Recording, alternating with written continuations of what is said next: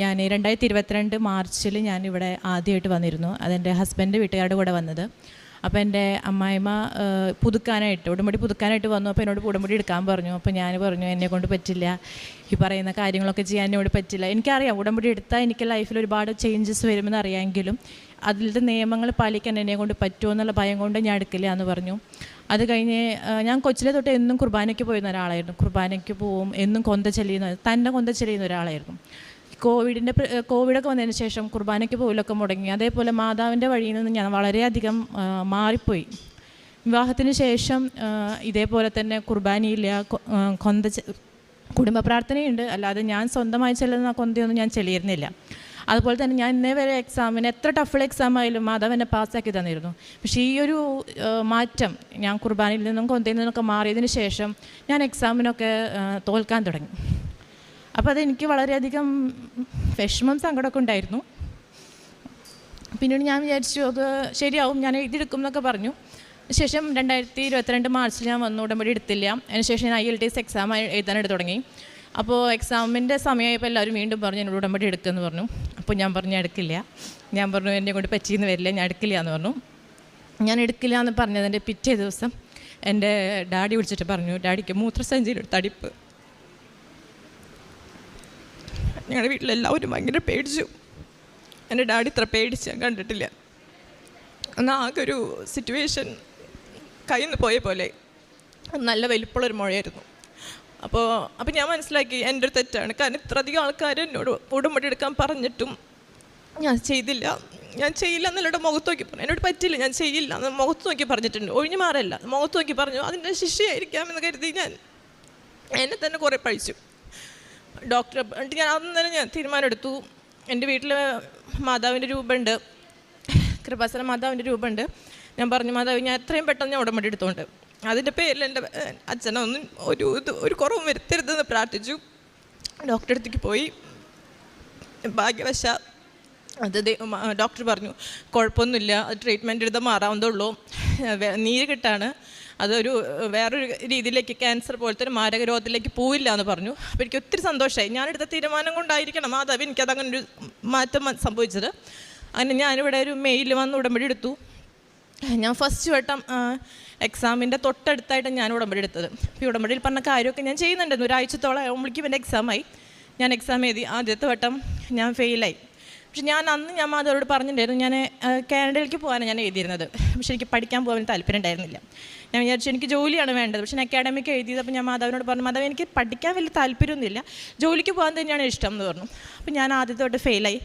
അപ്പോൾ എന്നോട് എല്ലാവരും പറഞ്ഞു, ഉടമ്പടി എടുത്തിട്ട് ഫെയിലാകുമ്പോൾ നീ ഒരിക്കലും വിശ്വാസത്തിൽ നിന്ന് പുറത്തേക്ക് പോകരുത്, അതായത് ഉടമ്പടി ചെയ്യുന്നത് കണ്ടിന്യൂസ് ആയിട്ട് ചെയ്തോളൂ, യാതൊരുവിധ മാറ്റവും വരുത്തരുതെന്ന് പറഞ്ഞു. ഞാൻ മാറ്റം ഒന്നും വരുത്തിയില്ല. ഞാൻ ഡെയിലി കുർബാനയ്ക്ക് പോയിരുന്നു. ബാക്കി എല്ലാ കാര്യങ്ങളും ഞാൻ അതേപോലെ ഫോളോ ചെയ്തു. ശേഷം ഒരു മാസം കഴിഞ്ഞപ്പോഴാണ് ഞാൻ അറിഞ്ഞത് ജനറൽ എന്ന് പറയുന്നൊരു കാറ്റഗറി ഉണ്ട് IELTS. ജോലിക്ക് പോകാൻ വേണ്ടിയിട്ട് അത് വളരെ ഉപകാരപ്പെടുന്നു ഞാൻ അറിഞ്ഞു. ഞാൻ അറിഞ്ഞിട്ടുണ്ടായിരുന്നില്ല, അത് ആദ്യമായിട്ടാണ് അപ്പോഴാണ് ഞാൻ അറിയുന്നത്. ഞാൻ ഫെയിലായതിനു ശേഷമാണ് ഞാൻ അറിയുന്നത് ജോലിക്ക് പോകാൻ വേറെ ടൈപ്പ് ഓഫ് IELTS ഉണ്ടെന്നും. ഞാൻ അതിന് ട്രൈ ചെയ്തു.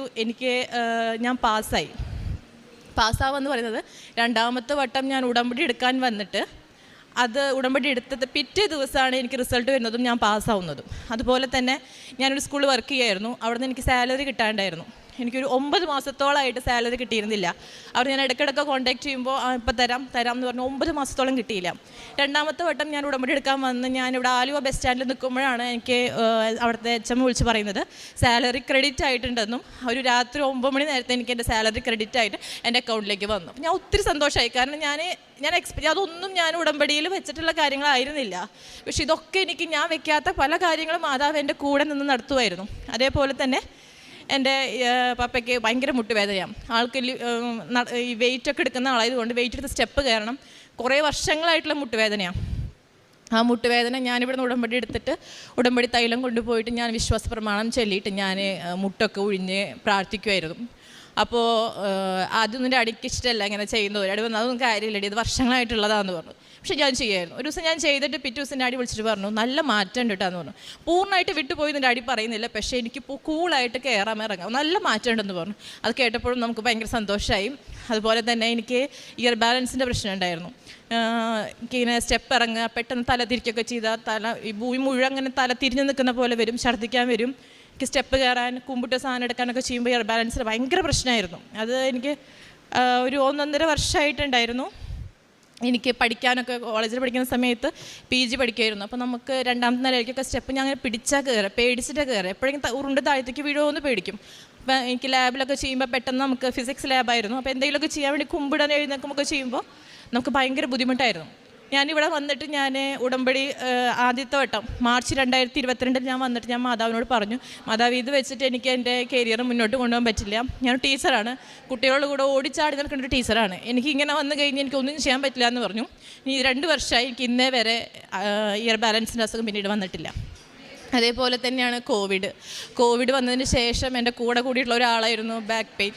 പുറമേതാന്ന് പറഞ്ഞാൽ അത്രമാത്രം ബാക്ക് പെയിൻ ആയിരുന്നു. എനിക്കൊന്ന് അലക്കി കഴിഞ്ഞ് എഴുന്നേൽക്കുമ്പോൾ ഭയങ്കര ബുദ്ധിമുട്ടാണ്. എനിക്കതുപോലെ അടിച്ചു വാരി തുടയ്ക്കുക, വീട്ടിലത്തെ പണികളൊക്കെ ചെയ്ത് കഴിഞ്ഞാൽ ഭയങ്കര ബാക്ക് പെയിനാണ്. ഞാൻ കുറേ നേരം നമുക്ക് എടുക്കണം എനിക്ക്. അപ്പോൾ ഞാനിവിടെ കഴിഞ്ഞ നവംബറിൽ ഞാനിവിടെ വന്നു. ഞാൻ പറഞ്ഞു മാതാവിനോട്, മാതാവേ ഞാൻ പുറത്ത് പോകാൻ നോക്കുന്ന ഒരാളാണ്, പാർട്ട് ടൈമൊക്കെ വർക്ക് ചെയ്യുന്ന ഒരാളാണ്, ഈ ബാക്ക് പെയിൻ വെച്ച് എനിക്ക് ഒന്നും ചെയ്യാൻ പറ്റില്ല. അപ്പോൾ ഞാൻ അതിനോട് പറഞ്ഞു, ഞാൻ ഉടമ്പടി വെച്ചിട്ടില്ല, ഞാൻ വേറെ കുറേ കാര്യങ്ങൾ വെച്ചിട്ട് ഞാൻ വെച്ചിട്ടുണ്ടായിരുന്നില്ല. പക്ഷേ ഞാൻ ഈ മാർച്ച് കഴിഞ്ഞിട്ട് ഇതേവരെ എനിക്ക് ബാക്ക് പെയിൻ എന്ന് പറഞ്ഞൊരു സംഭവം എനിക്ക് ജീവിതത്തിൽ വന്നിട്ടേ ഇല്ല. എൻ്റെ ബാക്ക് പെയിൻ എല്ലാം പോയി. അതുപോലെ തന്നെ ആദ്യത്തോടെ ഉടമ്പടി എടുക്കാൻ വന്നപ്പോൾ ഇവിടെ പറഞ്ഞതിനോട് 6 നിയോഗം ഉണ്ടെങ്കിലും അതിൽ 5 എണ്ണം വെച്ചാൽ മതി, 1 എണ്ണം മാതാവിന് വിട്ടു കൊടുക്കാൻ പറഞ്ഞു. പക്ഷേ ആദ്യത്തെ വട്ടം വന്നതിൻ്റെ ഒരു വെപ്രാളം കൊണ്ടാണോ ഞാൻ 6 എണ്ണം നിയോഗം എഴുതി.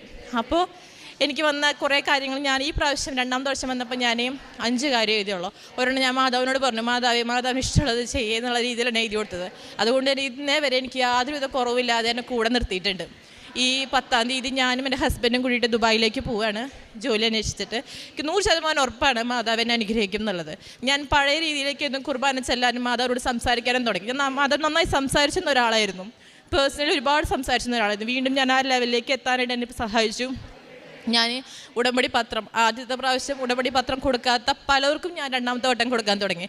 കൊടുത്തവർക്ക് തന്നെ വീണ്ടും കൊടുക്കുന്നതിനേക്കാളും അറിയാത്തവർക്ക് ഹോസ്പിറ്റലുകളിൽ പോയിട്ടും ഞാൻ ആദ്യത്തോട്ടം കൊടുക്കാത്ത ഒത്തിരി പേരിലേക്ക് എനിക്ക് ഉടമ്പടി പത്രം കൊടുക്കാനും അവരിലേക്ക് അത് എത്തിക്കാനും സാധിച്ചു.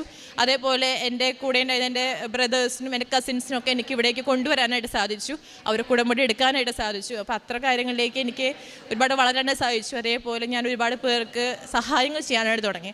അത് ഞാനിങ്ങനെ പരസ്യപ്പെടുത്തിയിട്ടൊന്നുമല്ല ചെയ്യുന്നത്. എനിക്കിപ്പോൾ വയ്യാന്ന് തോന്നുന്നവർക്കോ അല്ലെങ്കിൽ ഭക്ഷണത്തിന് ബുദ്ധിമുട്ടുന്നവർക്ക് ഞാൻ അവർ പോലും അറിയാതെ സഹായിക്കാനായിട്ട് തുടങ്ങി. അപ്പോൾ എനിക്കൊരുമാതിരി സന്തോഷം കിട്ടി. അതേപോലെ എനിക്ക് ട്യൂഷനൊക്കെ എടുക്കുന്ന ഒരാളാണ്. അപ്പോൾ എനിക്ക് കുറച്ചായി വരുമാനമൊക്കെ ഉള്ള സമയത്ത് ഞാനങ്ങനെ കൂട്ടി വെക്കുമായിരുന്നു. അപ്പോൾ ഞാനിങ്ങനെ ബൈബിൾ എടുത്തിട്ട് മാതാവോട് പറഞ്ഞിട്ട് ഞാൻ ബൈബിൾ കൊണ്ടെടുക്കുമ്പോൾ സ്ഥിരമായിട്ട് എനിക്ക് കിട്ടുന്നതായിരുന്നു, ഈ നിൻ്റെ ഉള്ളതിൽ നിന്ന് നീ മറ്റുള്ളവർക്ക് കൊടുക്കുക എന്നുള്ളത് സ്ഥിരമായിട്ട് അത് തന്നെ എനിക്ക് കിട്ടിയിരുന്നത്. ഒത്തിരി പ്രാവശ്യം ഞാൻ ബൈബിൾ വചനം ഇപ്പോൾ 1 മാസം 1.5 മാസം ഇടവിട്ടിട്ട് തന്നെ കിട്ടുന്ന വചനം മുഴുവൻ സെയിം കോട്ട എനിക്ക് കിട്ടിയിരുന്നത്. സോ ഞാൻ കോട്ടെടുത്ത് മാറ്റി വെച്ചാൽ പോലും എനിക്ക് അത് കിട്ടിയിരുന്നത്. അതിന് ശേഷം ഞാൻ ഒരുപാട് പേരെ സഹായിക്കാൻ തുടങ്ങിയത് അതിന് ശേഷമാണ്. അപ്പോൾ എനിക്ക് മാതാവ് നൽകിയിട്ടുള്ള ഒത്തിരി അനുഗ്രഹങ്ങളുണ്ട്. എല്ലാത്തിനും മാതാവിന് ഒത്തിരി നന്ദി.